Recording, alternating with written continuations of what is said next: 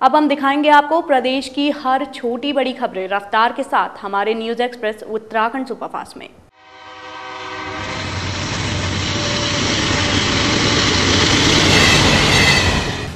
विभाग के लाख दावों के बावजूद गर्मी में आम लोगों को पानी के संकट से जूझना पड़ता है। ऐसे में हमेशा की तरह इस बार भी पानी के सौदागरों की नजर पानी के कारोबार पर लग गई है।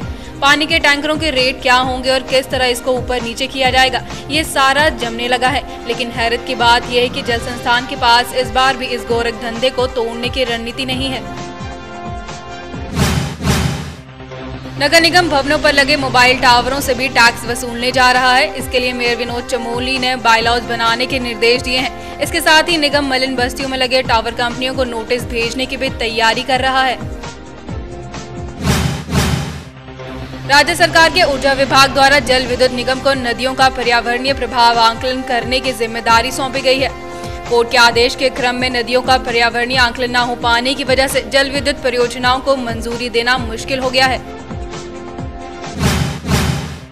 सूरज की तपिश दिन पर दिन बढ़ती ही जा रही है। प्रदेश की राजधानी देहरादून में भी तापमान में इजाफा हो गया है। दून के तापमान में 1.3 डिग्री का इजाफा हो गया है। अलबत्ता न्यूनतम तापमान आधा डिग्री नीचे चला गया है। राज्य में नई सरकार का गठन होने के बाद जनता की उम्मीदें उफान पर हैं। छत का सपना भी कुछ ऐसा ही है। छत का संकट दूर करने के लिए भाजपा के कार्यकाल में आवास विकास परिषद अस्तित्व में आई, लेकिन 5 साल में परिषद अपने लिए ही घर तय नहीं कर पाई। ऐसे में प्रदेश में बनी कांग्रेस की नई सरकार से लोगों को खासी उम्मीद है। इसे निजी स्कूलों का शासन पर खौफ कहें या शासन की केंद्रीय योजनाओं के प्रति बेरुखी, राज्य में गरीब बच्चों के निजी स्कूलों में पढ़ने के सपने पर शासन की कार्यशैली कुंडली मार कर बैठी है। बीते सत्र में जैसे तैसे कुछ सीटों पर गरीब बच्चों का प्रवेश कराया गया था, लेकिन इनका भुगतान सरकार अब तक नहीं कर पाई है। शहर में सड़कों के किनारे लगी खाने की ठेलियां मानकों के विपरीत चल रही हैं। खाद्य सुरक्षा प्राधिकरण गठन के बाद नगर निगम सभी के लाइसेंस निरस्त कर चुका है और खाद्य सुरक्षा प्राधिकरण में लाइसेंस के लिए अभी तक किसी ने आवेदन भी नहीं किया है। समाज कल्याण विभाग के अनुदान पर चलने वाले जनजातीय इलाकों के 35 विद्यालयों में कार्यरत 120 शिक्षकों को पिछले 1 साल से वेतन नहीं मिला है।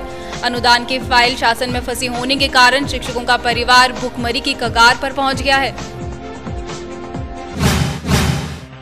सिडकुल की फैक्ट्रियां टैक्स की चोरी से बाज नहीं आ रही हैं। 20 सितंबर को वाणिज्य कर विभाग की AIB टीम ने जिस फॉर्म में 25 करोड़ रुपए की बिक्री चोरी पकड़ी थी, उसने टैक्स चुकाने के बाद फिर वही रवैया अपना लिया। SIB की टीम ने इस फॉर्म पर दोबारा छापा मारकर 1 करोड़ रुपए की बिक्री की चोरी पकड़कर सारे कागजात सील कर दिए हैं।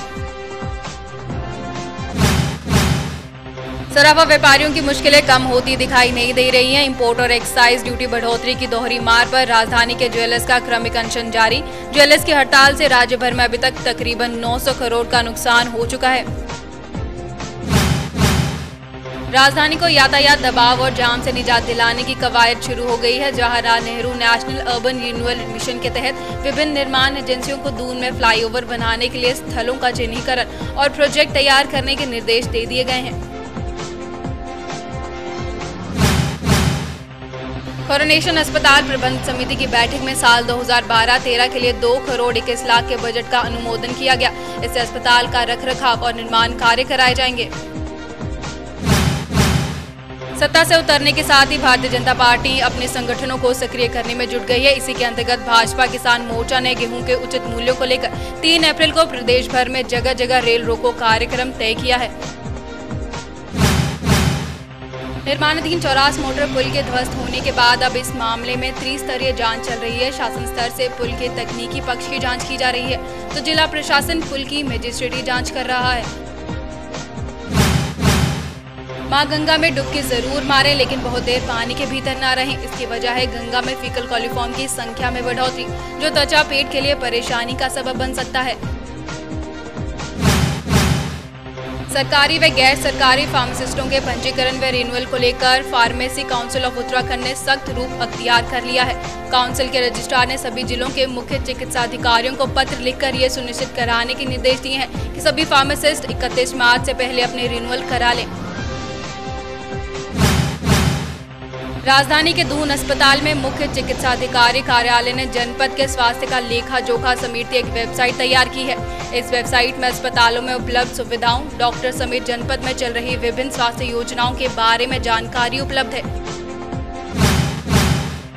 बसपा विधायक दल के नेता बनाए जाने को लेकर प्रदेश संगठन व पार्टी विधायकों में रार अभी भी बनी हुई है। हालांकि प्रदेश संगठन मामले को जल्द सुलझा लेने की बात कर रहा है। योग गुरु बाबा रामदेव आयुर्वेदिक दवाइयों के बाद अब खाद और बीज भी भेजेंगे। बाबा की Patanjali food and herbal park limited company को कृषि विभाग ने हरी झंडी दे दी है। दिल के रोगियों का दर्द दूर करने के लिए दून के कोरोनेशन अस्पताल में फोर्टिस एस्कॉर्ट की ओर से कार्डियक यूनिट की शुरुआत की जा रही है। इसके तहत हृदय से संबंधित सभी रोगों का उपचार दून में संभव हो सकेगा।